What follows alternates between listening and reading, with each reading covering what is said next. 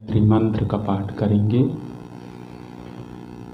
ओम भूर्भुवः स्वः तत्सवितुर्वरेण्यं भर्गो देवस्य धीमहि धियो यो नः प्रचोदयात्।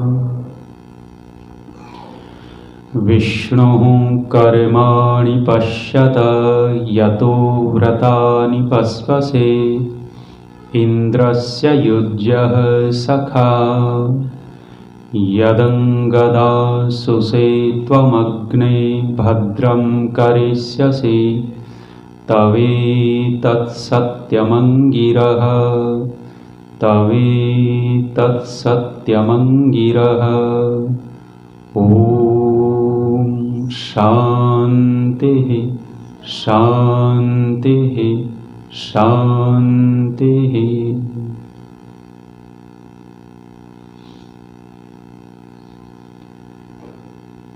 सभागार में उपस्थित बहुत ही मानवीय सम्मान के योग्य, जिनके हमने अभी बहुत ही सुलझे हुए विचार सुने, लगभग 20-21 साल बाद मिले हैं। पहले 20 साल पहले हम बैठ कर के बात करते थे, आज इतने वर्षों के बाद इस आर्य समाज में मिलना हुआ। बहुत ही माननीय डॉक्टर आचार्य प्रशांत जी, इस आर्य समाज के सुयोग्य धर्माचार्य माननीय आचार्य जयवीर वैदिक जी,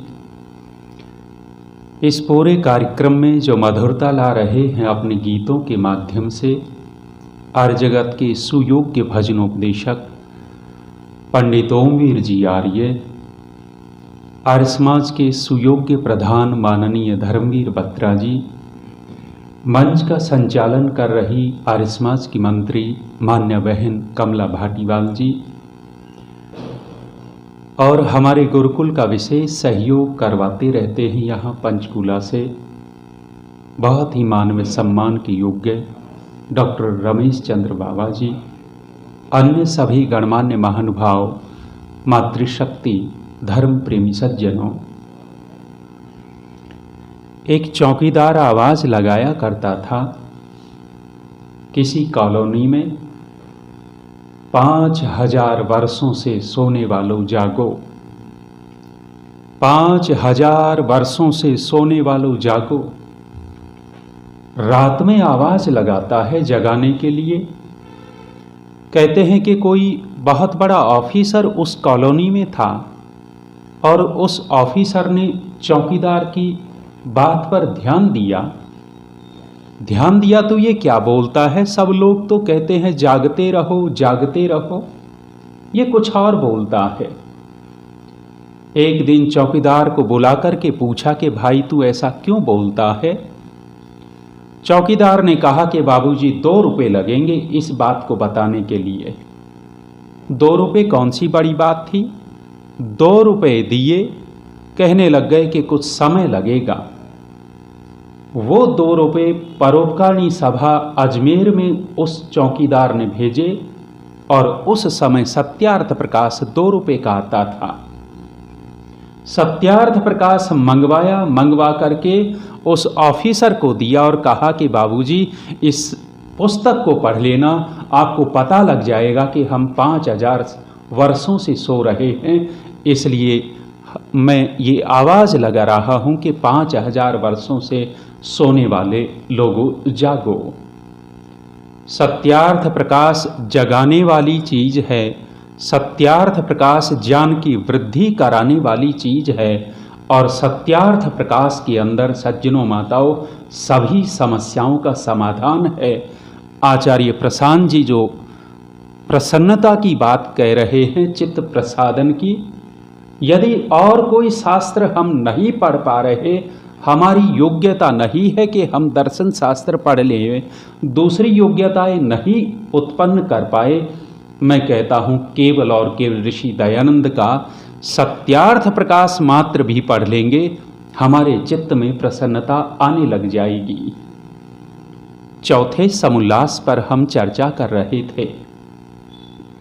महर्षि स्वामी दयानंद जी ने ये चौथा समुल्लास समावर्तन और विवाह गृहस्थ को समर्पित कर दिया। और इस चौथे समुल्लास में हमने चर्चा की कि कहाँ विवाह नहीं करना चाहिए, किन कुलों में विवाह नहीं करना चाहिए, और वहाँ साथ साथ जो पुरुषों के लिए लिखा, क्षया मया व्यपस्मारी स्फित्री कुष्ठी कुलानी च आदि आदि, वहाँ स्त्रियों के विषय में भी लिखा है कि किस प्रकार की स्त्री से विवाह न किया जाए, और वहाँ शारीरिक दृष्टि से भी संकेत किया। शारीरिक दृष्टि से संकेत करते हैं जो अधिक अंग वाली हो उससे विवाह न करें। अधिक अंग वाली के दो अर्थ कर सकते हैं। एक अर्थ किसी किसी को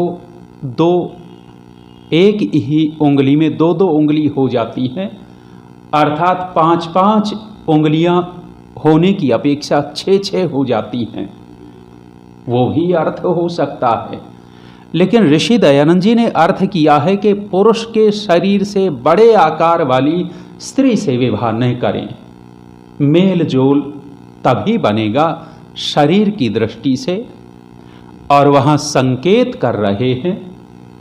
दूसरी बातें भी अनेक सारी लिखी हैं। न वाचाटान, अधिक बकवाद करने वाली, बकबक करने वाली, उसके साथ भी विवाह न करने के लिए कहा है। नाराज मत हो ना बहनों।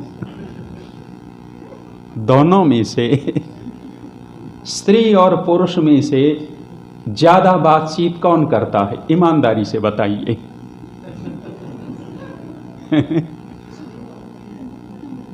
ईमानदारी से कौन? 2 महिलाएं आम के पेड़ के नीचे बात कर रही थी और बात खत्म नहीं हो रही थी। बात पे बात, पता नहीं इनकी कहां से कहां निकला के आती रहती है। और आम के पेड़ से एक आम नीचे गिर गया। जब आम नीचे गिरा तो दोनों का ध्यान टूटा बातों से, और एक दूसरी को कहने लग गई कि बहन, अभी तो आम पकने का मौसम भी नहीं और ये आम नीचे गिर गया। जैसे आम बोल पड़ा कि बहनों, तुम्हारी बात सुन सुन करके मैं ही पक गया, इसलिए नीचे गिर गया।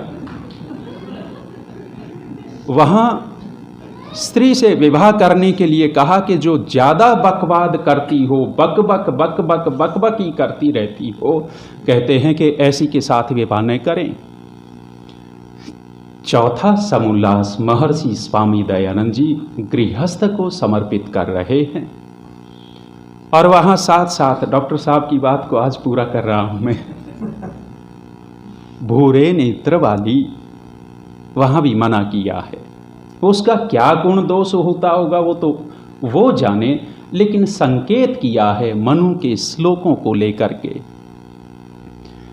महर्षि दयानंद जी ने कुछ नाम भी वहां गिनाए हैं, और उन नामों को गिनाने का तात्पर्य ये है कि यदि इस प्रकार के नाम हैं तो उस परिवार में बुद्धिमान विद्वान कम लोग होंगे, वो एक संकेत भी मिलता है।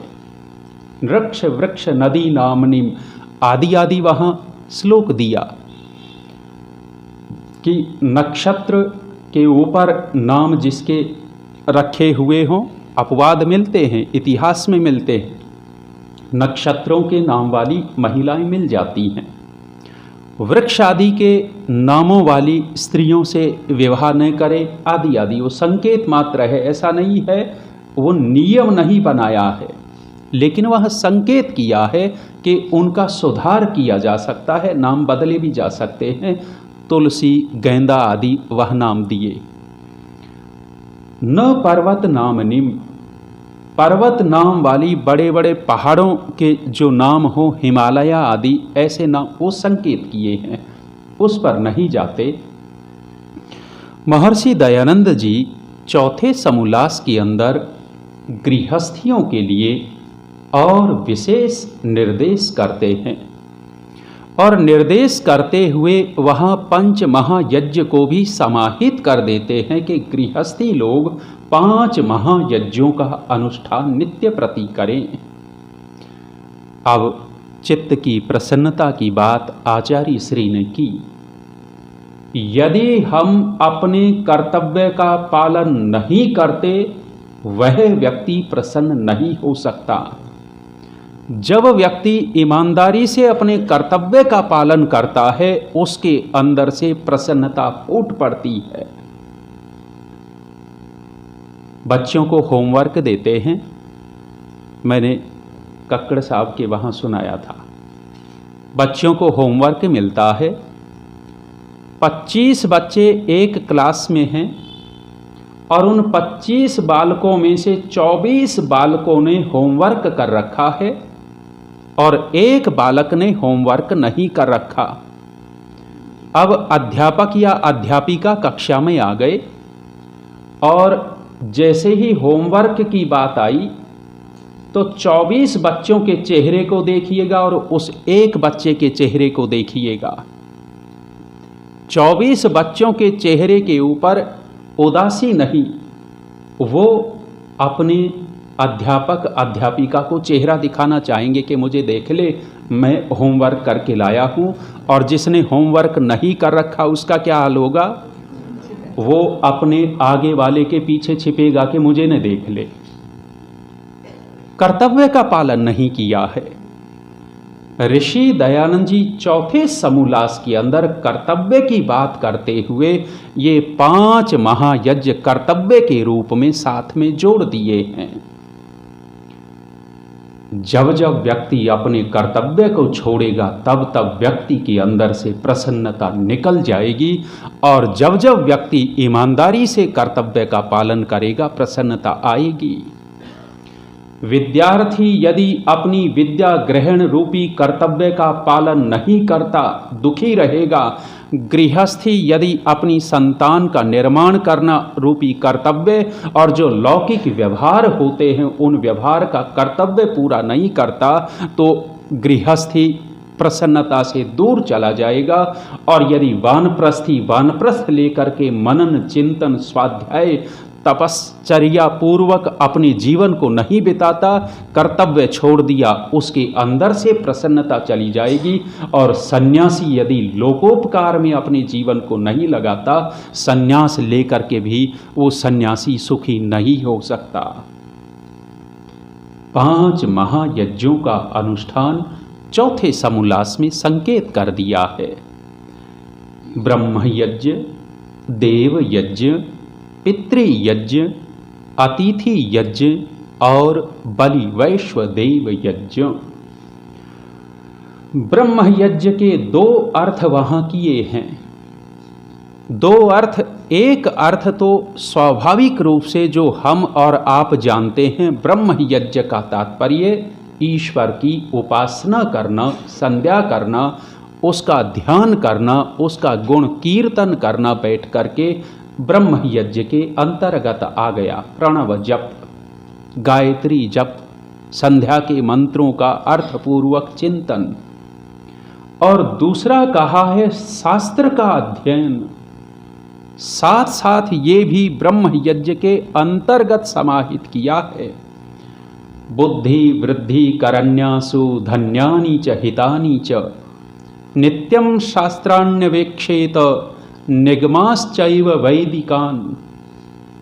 चौथे समोल्लास में कहा है कि उन शास्त्रों को पढ़ो जो शास्त्र बुद्धि वृद्धि करन्यासु, अर्थात जो बुद्धि की वृद्धि, ज्ञान की वृद्धि कराने वाले हों, उन ग्रंथों को पढ़ा जाए। धन्यानि च हितानि च धनानि, अर्थात जिन शास्त्रों को पढ़ने से हमारे घर की व्यवस्था सुधरती हो, घर में हीनता न आती हो, संपन्नता आती हो, उन शास्त्रों को पढ़ें। और साथ में जोड़ा है हितानी, हितकारी ग्रंथों को पढ़ें।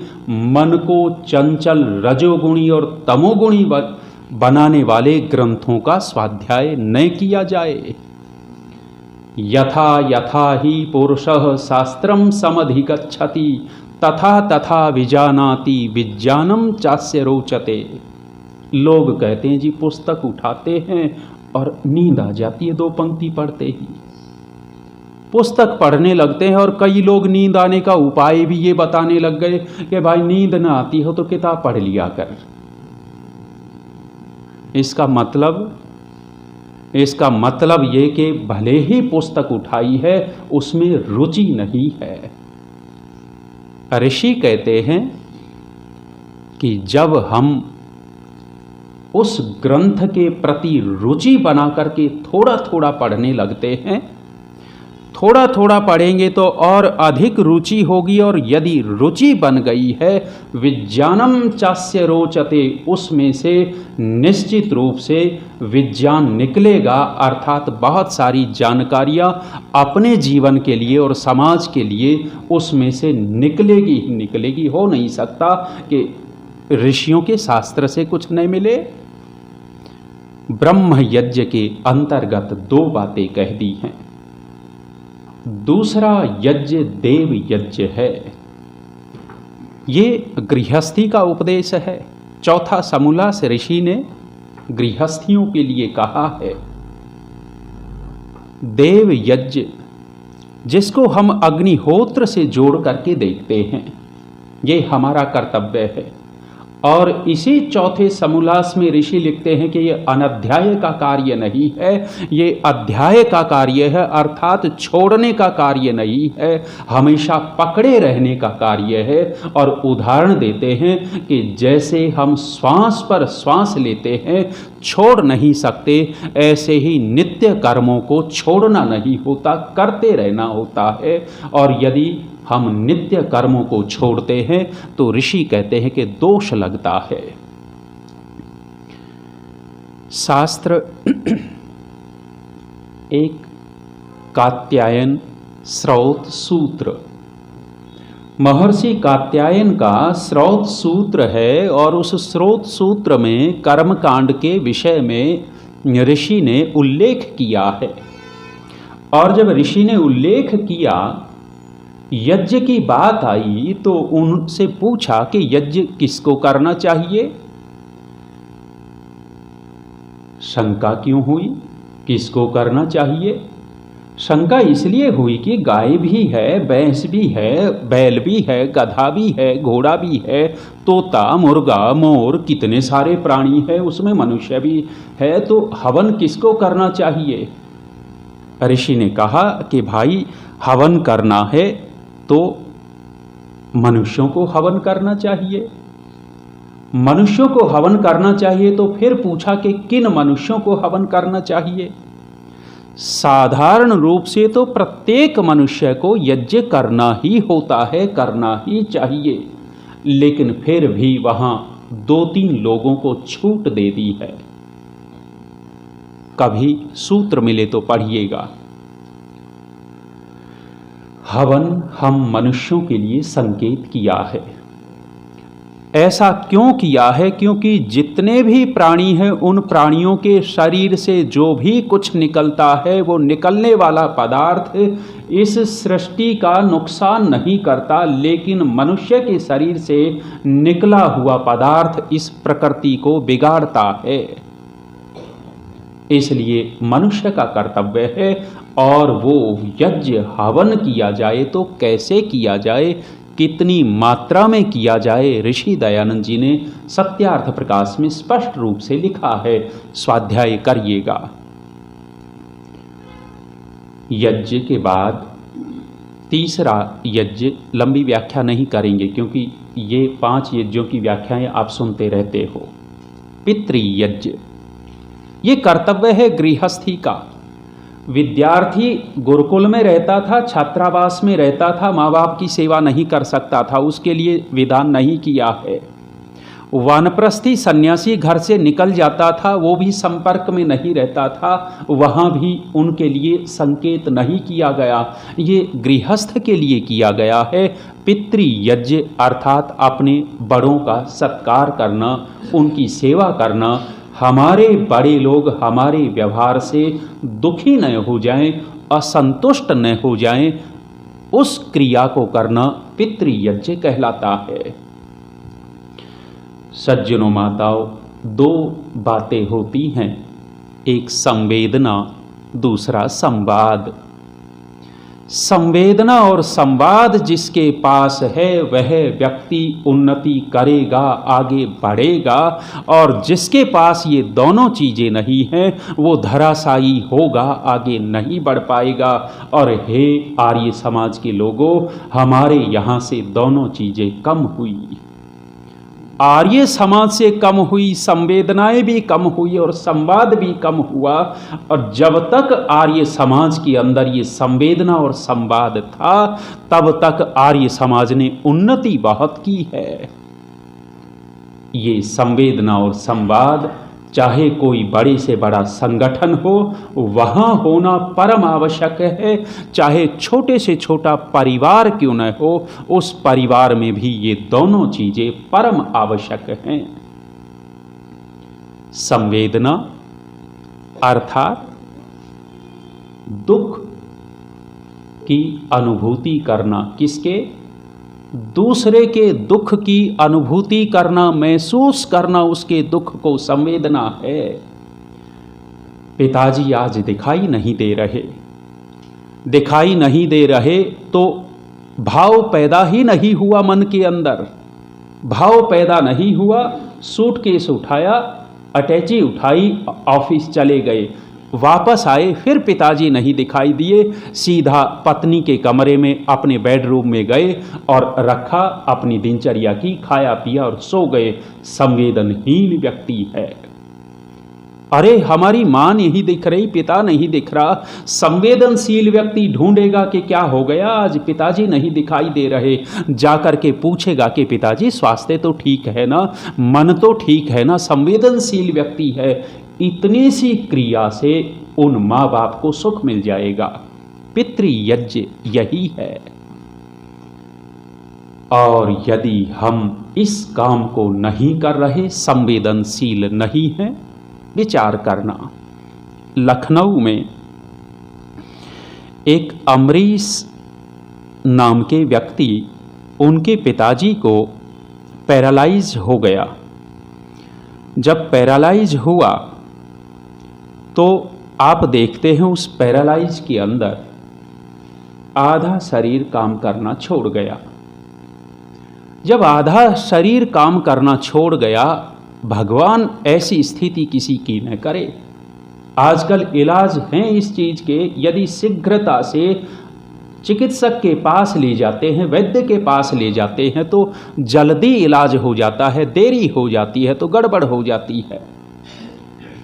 लकवा लग गया है, आधा शरीर काम करना बंद कर गया। आधा शरीर काम करना बंद कर गया। इंजीनियर लड़का था उसका, लेकिन संवेदनशील लड़का था, संवेदनाहीन नहीं था। अपनी दिनचर्या बदल ली है, दिनचर्या बदल करके जल्दी उठने लग गया। जल्दी उठ करके पिताजी को जगाता है, पिताजी को गर्म पानी करके पिलाता है। थोड़ी देर के बाद पिता को गोद में उठा करके शौचालय में ले जाता है। पिताजी ने शौच किया और वो बेटा अपने पिता को स्वयं शौचाता है, स्वयं उसकी शुद्धि करता है। जैसे माँ अपने बच्चे को सफाई करती है, अपने पिता की सफाई कर रहा है।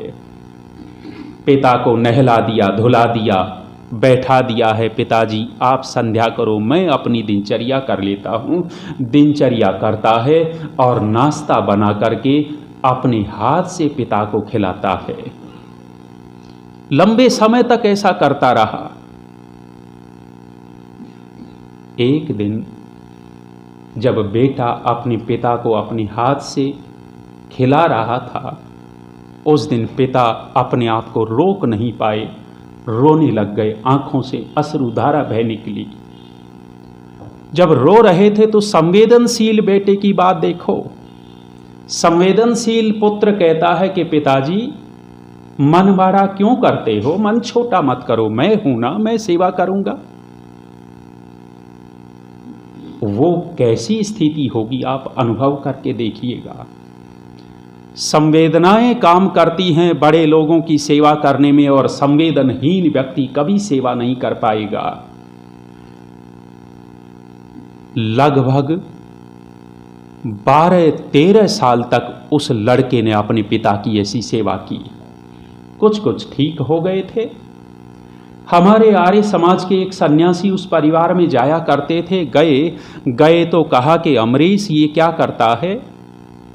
अरे रोजाना ये साफ सफाई किसमें गंदगी में लगा रहता है, एक दो नौकर रख ले या तेरी पत्नी सहायता कर देगी।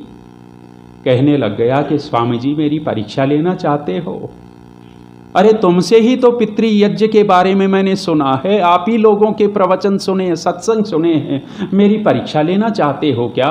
और स्वामी जी महाराज, नौकर वो सेवा नहीं कर सकते चाहे हम 50,000 नौकर को दे देवे, ऐसी सेवा पिता की नहीं कर सकते, मैं ही कर सकता वो सेवा। तो इसको छोड़ करके पिता के पास चले गए सन्यासी, और पिता के पास जाकर के बैठ गए और बैठ करके पूछा कि महाशय जी बेटा कैसा है, बेटा कैसा है। अब पिताजी कुछ कुछ स्वस्थ थे, बोलने लग गए थे, और फिर से इस बूढ़े व्यक्ति की आंखों में आंसू आ गए, फिर से रोने लग गए और रो करके कहा कि स्वामी जी आप पूछते हो बेटा कैसा है?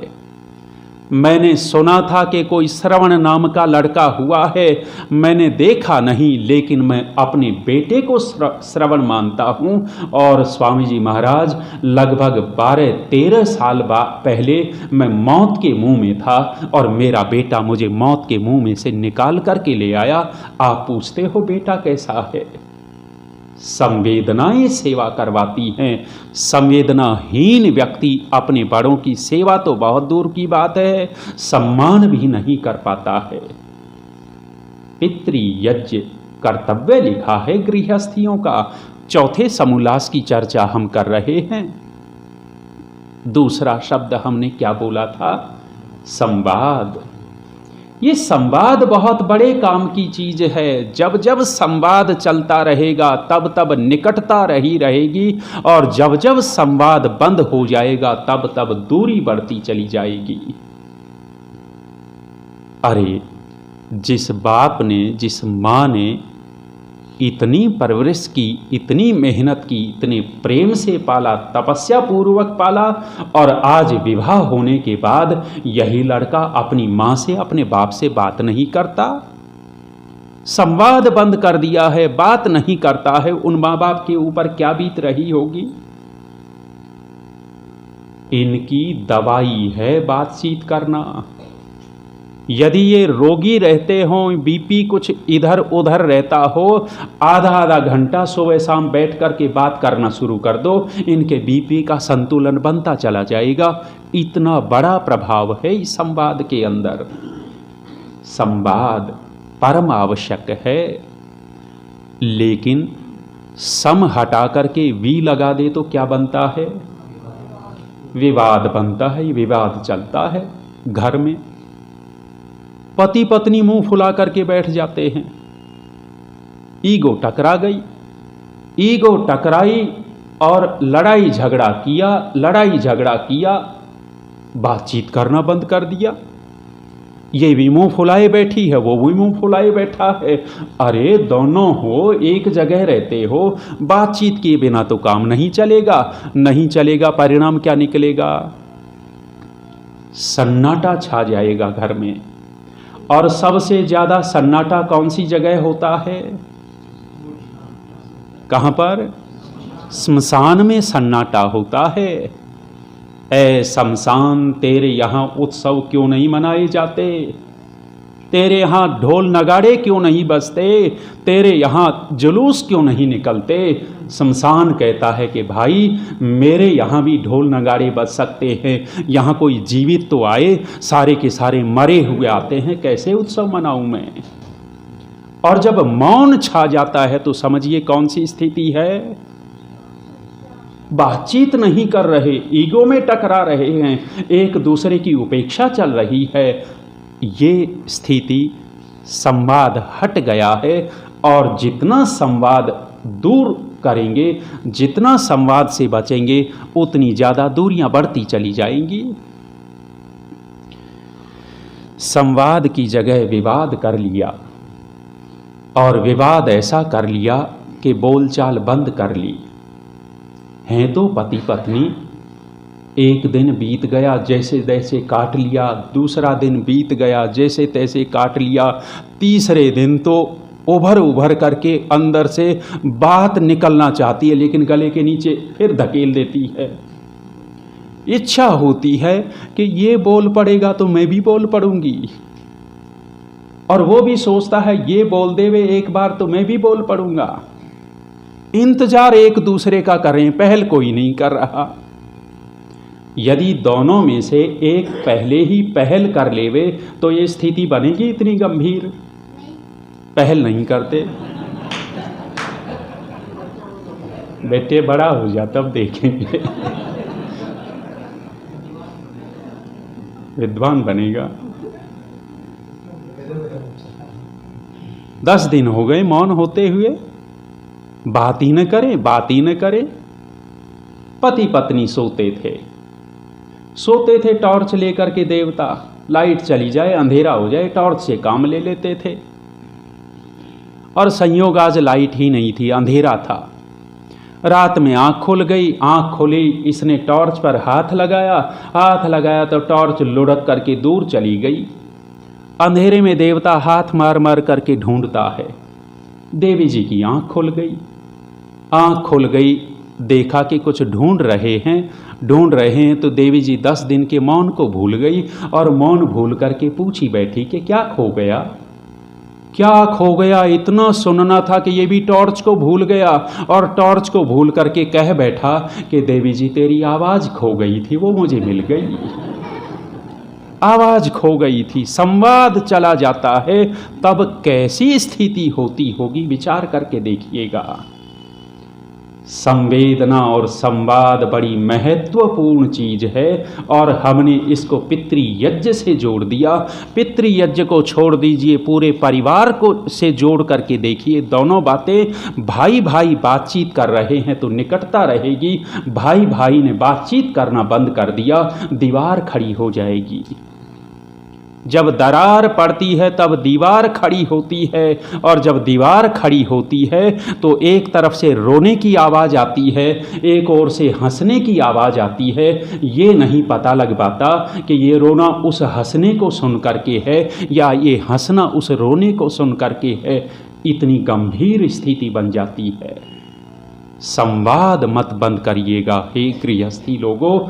आप परिवार में रहते हो, परिवार में जितने सदस्य हैं, एक ऐसा समय निकाल लीजिए कि कुछ देर तक पोता पोती बहुएं सब के सब बैठेंगे। चाहे आप 15 मिनट का समय निकालिए, पूरे परिवार को इकट्ठा करके बैठिए और थोड़ी सी बातचीत कीजिए। कुछ ज्ञान चर्चा हो जाए, कुछ मनोरंजन हो जाए, आपका दिल खिला खिला रहेगा, संवाद बना रहेगा। चौथा यज्ञ ऋषि कहते हैं अतिथि यज्ञ। समय तो हो गया, 50 तक बोलना मुझे, 1 मिनट और।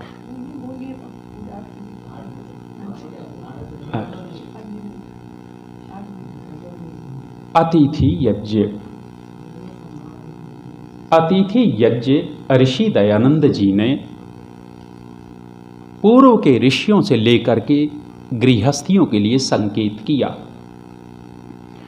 और अतिथि यज्ञ का तात्पर्य, हम जब राजपाल जी के परिवार में थे तो आचार्य प्रशांत जी ने बहुत मीठी मीठी बातें सुनाई और मैं बहुत आनंद ले रहा था इनकी बातों में। अतिथि अर्थात जिसके आने जाने की कोई तिथि नहीं होती, वो अतिथि। और अतिथि का तात्पर्य है विद्वान सन्यासी। कोई ऐसा व्यक्ति, परोपकारी व्यक्ति जो समाज के कार्य में लगा हुआ है, ऐसा व्यक्ति यदि परिवार में आ जाता है तो गृहस्थ का कर्तव्य कहा है चौथे समोल्लास में कि उसको बैठा करके, बुला करके आदर सत्कार करे, उसको भोजन आदि उसकी थोड़ी आवश्यकताओं की पूर्ति कर देवे और उनसे कुछ उपदेश ग्रहण कर लेवे। अतिथि यज्ञ हो गया। ये अवश्य करना चाहिए। अपने स्वार्थ के लिए नहीं बोल रहा मैं, हमारा भोजन यहाँ आ जाता है। भोजन यहाँ भी करना है, घर पे भी करना है। लेकिन यदि घर ले जाते हैं तो कोई विद्वान उपदेशक सन्यासी घर जाएगा, उसका प्रभाव कुछ अलग पड़ेगा, पूरे परिवार की मानसिकता कुछ और होगी। यदि बच्चे होंगे और कोई होंगे, बैठ करके थोड़ी चर्चा हो गई, उसका प्रभाव एक अलग बनता है। घर में रोज रोज नहीं आ जाते, नहीं ला पाते, ये आपका उत्सव होता है, ऐसे मौके को चूकिए मत। वहाँ ले जा कर के बैठाएंगे, पूरे परिवार को बैठा लोगे, वो कुछ न कुछ बता करके आएगा तो कुछ ऐसी बातें जीवन उपयोगी बता दी जाती हैं जो बहुत काम की होती हैं। अतिथि यज्ञ। हाँ, जिस किसी को अतिथि नहीं मानना चाहिए। इसी चौथे समोल्लास के अंदर महर्षि दयानंद जी ने संकेत किया, पाषंडिनो विक्रम स्थान वैडाल वृत्तिकान सठान हेतु कान बक वृत्तिश्च वांग मात्रेण न अपि अर्चयेत। इतनी कठोरता ऋषि दयानंद जी ने बरत दी है कि जो फालतू के लाल कपड़े पहने घूमते हैं, बहुत सारे मुसलमान लड़के भी लाल कपड़े पहने, टीका लगाया, वो लिया और हिंदुओं के घरों में पैसा इकट्ठा करते हैं और उधर से कुछ जानकारियां भी बटोर करके ले जाते हैं। ऋषि कहते हैं कि ऐसे लोगों से सावधान, और उनके लिए कठोर ये कह दिया, वांग मात्रेण न अपि अर्चयेत। ऐसे लोगों का वाणी मात्र से भी सत्कार न करें। यदि धूर्त लोगों का सत्कार होगा, उनकी बढ़ती होगी और समाज का नुकसान होगा। आगे बलिवैश्वदेव यज्ञ। बलिवैश्वदेव यज्ञ दो भाग में विभक्त कर दिया। एक भाग जो हमारे भोजन का है, उसमें से कुछ अंश लेकर के कुछ प्राणियों को खिला देना, उनको दान दे देना, और उसी भोजन में से कुछ अंश लेकर के अग्नि में 10 आहुति दे देना। बलिवैश्वदेव यज्ञ के 2 विभाग किए, और ऐसा करने से हमारी वृत्ति दान की बनी रहती है, ऐसा करने से त्याग की वृत्ति बनी रहती है। दूसरा प्रयोजन, जो जब हम अग्नि में आहुति देते हैं पाकशाला की, तो वहाँ छोटे छोटे जो भी कीटाणु जीवाणु होते होंगे, उनके ऊपर प्रभाव पड़ता है और पाकशाला में सुगंधी फैल जाती है। ये 5वां कर्तव्य कहा है, कर्तव्य गृहस्थी का है। लंबी बातें नहीं करते। उसी सत्यार्थ प्रकाश के चौथे समोल्लास में गृहस्थी लोगों को कहा कि विवाद न करें। किससे विवाद न करें? लड़ाई झगड़ा न करें। किससे लड़ाई झगड़ा न करें? 21 व्यक्ति वहां गिना दिए कि इनसे झगड़ा न करें। दिल्ली में एक परिवार में मैं बैठा था। परिवार वाले ने सत्संग रख रखा था, दूसरे लोग भी बुला रखे थे, और संयोगवशात मैंने यही 21 लोगों के विषय में एक एक की गिनती करके बता दिया कि जी इनसे लड़ाई नहीं करनी चाहिए। सत्संग पूरा हुआ, एक बहन जी आकर के कहने लगी, जी फिर किससे लड़े हम? आपने तो सबके सब मना कर दिए। अरे मैंने कहा कि पूरा सींग पहना करके बैठी है, और नहीं मिला तो मेरे ही पास आ गई कि किससे लड़े हम। विवाद करने से पतन होता है, विवाद नहीं करना होता। ऋषि ने किनसे कहा कि विवाद न करें? ऋत्विक पुरोहित आचार्यैः मातुल अतिथि संसृतैः बाल वृद्ध आतुरैर वैद्यैर जाति संबंधी बांधवैः माता पितृभ्याम यामीभिर भ्रात्रा पुत्रेण भार्यया दुहित्रा दास वर्गेण विवादम न समाचरेत।